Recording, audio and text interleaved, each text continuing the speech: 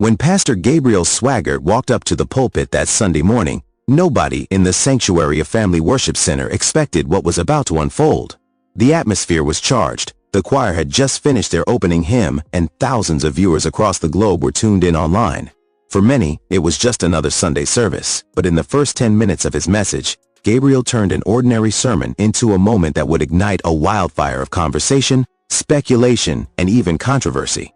The pregnancy rumor that wouldn't die. For weeks, maybe even months, the evangelical grapevine had been buzzing. Social media posts, church whispers, and anonymous blogs all carried the same headline: "Is Jill Swaggart pregnant again?" Photos of Jill smiling during services, wearing slightly looser outfits, or standing behind her husband on stage were analyzed like evidence in a courtroom. Some claimed to see a baby bump, others dismissed it as gossip. But as we all know, in the age of viral rumors, the lie often travels faster than the truth. The speculation grew so intense that even mainstream Christian blogs started carrying the chatter. Some fans were congratulating the couple prematurely, while others were skeptical. Behind the scenes, the Swaggart family had remained silent. But on this particular Sunday, Gabriel decided silence was no longer an option. Gabriel takes the mic. As Gabriel leaned forward, his eyes scanning the congregation, he cleared his throat and dropped the first bombshell.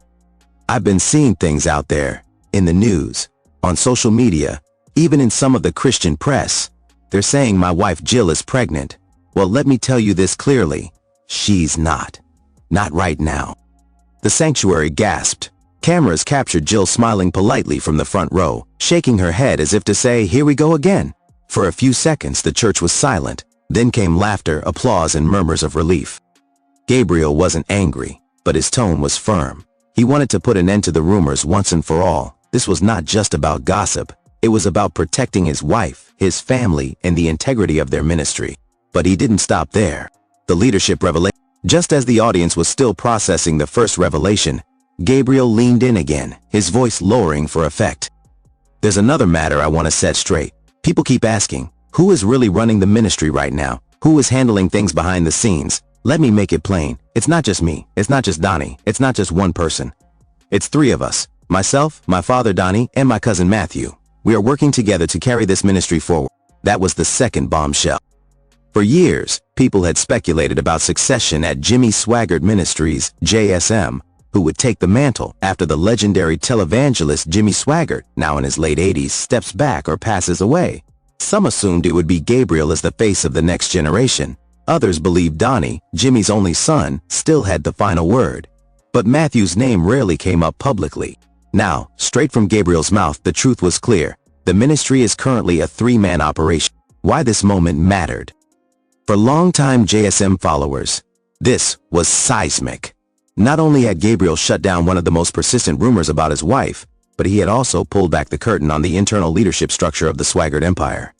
This wasn't something the ministry typically shared openly. JSM has always projected unity and stability, but Gabriel's words revealed the delicate balance of power at play. The message was obvious. Don't believe everything you read online. Don't assume one man alone is running things. Understand that the Swaggart family is united, at least for now, in steering the ministry's future. The congregation's reaction. Inside the sanctuary, reactions varied. Some clapped loudly, standing in support of their pastor. Others nodded solemnly, digesting the revelation. A few exchanged glances as if to say, "Did he really just say that?" On social media, clips of Gabriel's words spread like wildfire. Within hours, hashtags like #JillNotPregnant and #SwaggartLeadership were trending among Christian circles. Critics called it damage control, while supporters praised Gabriel's transparency. The truth was undeniable. Gabriel's decision to address both rumors in one moment had changed the conversation about the Swaggart family forever. When Gabriel Swaggart made his double revelation, "Jill is not pregnant, and the ministry is run by me, Donnie, and Matthew," it wasn't just a clarifying statement. It was a peek behind a curtain that the Swaggart family has kept tightly drawn for decades. To understand why this moment hit so hard, you have to trace the long and complicated history of the Swaggart dynasty. The legacy of Jimmy Swaggart. For nearly half a century, Jimmy Swaggart has been the face, voice, and heartbeat of the ministry. His fiery sermons, anointed piano playing, and unforgettable gospel crusades drew millions across the world. But as Jimmy aged, one question haunted the congregation and Christian media alike. Who would carry the mantle after Jimmy? Some believed Donnie, his only son, was the natural successor. Others thought Gabriel, the younger, more media-savvy grandson, was the future. And almost nobody considered Matthew, who has mostly stayed out of the spotlight but has quietly handled key administrative responsibilities. Jimmy never gave a clear public answer. His silence left a vacuum, and in that vacuum speculation grew. Donnie Swaggart, the heir by blood. Donnie Swaggart has always been seen as the official heir to his father. With his booming preaching voice and years of ministry service, he has carried many crusades on his shoulders. Yet Donnie also carries the weight of controversies from the past. His divorces, remarriage, and struggles with image have sometimes made followers question whether he is the right man to inherit the throne. Supporters say Donnie has the experience and firepower to keep JSM alive. Critics argue that his style feels dated and that he lacks the fresh energy needed to draw younger generations. Gabriel Swaggart, the face of the future. Enter Gabriel, charismatic, relatable, and positioned as the next generation Swaggart. His role at Family Worship Center has steadily grown. Through Generation of the Cross and Living Waters broadcasts, Gabriel has become a household name among Christian millennials and Gen Z believers. Many believed Gabriel was the natural face to replace Jimmy, not only because of his youth, but also because he seemed to carry fewer personal controversies compared to Donnie. Yet until his pulpit confession, Gabriel never made a public claim about leadership. Matthew Swaggart, the quiet architect. Then comes Matthew, the cousin few talk about. While Donnie preaches and Gabriel leads, Matthew has often been in the shadows, handling business, production, and logistics for JSM. Insiders whisper that without Matthew's management skills, the ministry machinery wouldn't run as smoothly as it does. But Matthew's inclusion in Gabriel's pulpit announcement shocked many. For the first time, his role was acknowledged publicly. It was as if Gabriel was saying, "Don't overlook him, he's just as much a part of this as we are." Why Gabriel's words changed everything. By publicly declaring that leadership is shared between himself, Donnie, and Matthew, Gabriel did two things at once. He reassured the congregation that there is no power vacuum at JSM. He subtly signaled that leadership is no longer a one-man show. It's a team effort. This matters because the history of televangelist empires is filled with chaos when one leader falls. From Jim Bakker's PTL scandal to Oral Roberts' decline, the collapse usually comes when succession isn't clear. Gabriel was making sure the world knew, we have this covered. The silent tension. But let's be real. Family leadership is never that simple. While Gabriel's words projected unity, insiders suggest there have been heated debates about the future. Some say Donnie believes he still deserves the senior role, given he is Jimmy's son. Others claim Gabriel has already become the de facto leader, with Donnie taking a step back. Matthew, though less visible, may hold more influence than either cousin when it comes to financial and organizational matters. This triangle of leadership has the potential to either keep JSM strong or eventually fracture. The congregation's reaction. When Gabriel said "It's me, Donnie, and Matthew," the crowd responded with applause, but not everyone left convinced. Online forums lit up with debate. So who's really the boss? Why did Gabriel even mention Jill's pregnancy rumor? Was it distracting from the real issue? If Matthew is included, does that mean Gabriel doesn't fully trust Donnie? The speculation didn't die down. It only shifted focus. What started as a rumor about Jill's pregnancy had now evolved into a far deeper conversation. The fragile state of succession at JSM. Why Jill became part of the story. It's important to note that Jill Swaggart herself has remained graciously silent through it all. She has never addressed the pregnancy rumors personally. Instead, her role has been to worship, support her husband, and remain a steady presence on stage. But whether she wanted it or not, her name has now been pulled into the narrative of JSM's future. For some, Jill represents stability, dignity, and family values. For others, the rumors, no matter how false, symbolize the ongoing obsession with the private lives of public figures. In many ways, Jill became the unexpected centerpiece of this whole saga, setting the stage for what's next.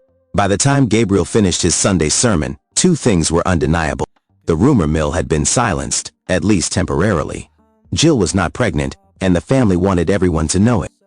The future of JSM was no longer a mystery. It wasn't Donnie alone. It wasn't Gabriel alone. It was a trio, Gabriel, Donnie, and Matthew. But this announcement also opened new doors of speculation. Could a three-way leadership truly hold together without cracking? Would the inevitable struggle for dominance break apart the ministry from the inside? And perhaps most importantly, what role, if any, would Jill play in shaping the Swaggart legacy moving forward? When Gabriel Swaggart dropped his double bombshell, denying Jill's pregnancy rumors and revealing the trio leadership of himself, Donnie, and Matthew, the shockwaves didn't just stay within the walls of Family Worship Center. They rippled across Christian media, social networks, and even rival ministries. The revelation was not the end of the story. It was just the beginning of a bigger, more dangerous conversation. Who truly controls the destiny of JSM? And can the Swaggart family survive the rumors, rivalries, and realities of succession? Who started the pregnancy rumor? One of the burning questions in the aftermath was, where did the Jill pregnancy rumor even come from? Some pointed fingers at bloggers who thrive on clickbait headlines. Others accused rival ministries of fueling gossip to weaken the Swaggarts' credibility. Still, another theory gained traction, that the rumor was planted deliberately to distract from growing questions about JSM's leadership vacuum. Theory 1, innocent gossip. Fans misread Jill's appearance and the story spiraled. Theory 2, malicious attack. Critics of the Swaggarts used the rumor to embarrass them. Theory 3, strategic diversion. Someone inside JSM may have allowed the rumor to spread so that the real issue, succession, wouldn't dominate headlines. Whatever the truth, the rumor's impact was undeniable. It forced Gabriel into a corner where he had to respond publicly. Christian media react. The moment clips of Gabriel's sermon hit YouTube and TikTok, the commentary exploded. Charisma News called it a bold move of transparency. Christian Post described it as damage control disguised as revelation. Rival televangelists quietly smirked, hinting that the Swaggarts were too busy fighting among themselves to focus on the gospel. Meanwhile, thousands of ordinary believers debated online. Some praised Gabriel for protecting Jill and speaking truth. Others criticized him for even mentioning it from the pulpit, claiming he gave more power to gossip. But the most heated debates weren't about Jill. They were about leadership. The leadership triangle under fire. By naming Donnie, Gabriel, and Matthew as co-leaders, Gabriel unintentionally highlighted the cracks in the dynasty. 3 men, 3 visions, 1 empire. Donnie's supporters argue that the son of Jimmy Swaggart should naturally inherit the pulpit. Bloodline matters, they insist. Gabriel's fans say he's already the face of the ministry and the future generations look up to him. He's the anointed one, they argue. Matthew's advocates, mostly insiders, say that without his organizational skills, nothing works. He's the brains, even if he's not the face. Instead of silencing speculation, Gabriel's words open the door to a full-blown succession debate. The risk of a split. Every great religious empire in history faces a dangerous moment